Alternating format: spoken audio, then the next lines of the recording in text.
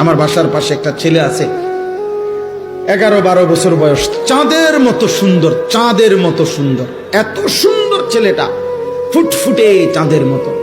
এই ছেলেটা 5 ওয়াক্ত নামাজ পড়ে, মসজিদের জামাতে গিয়ে নামাজ পড়ে, কিন্তু ছেলেটা কথা বলতে পারে না, বোবা।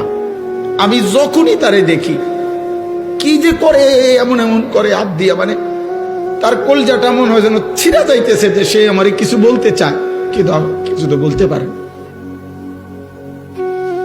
অথচ এমন সুন্দর, বিশ্বাস করে, দেখলে আমি যখনই তারে দেখি মাথা হাত বুলাই, কিন্তু ওই এমন এমন করে, কি জানি করে, মানে তার ভিতরটা 16টা বছর 12টা বছর যে বাচ্চা, একটা শব্দ বলতে পারে না।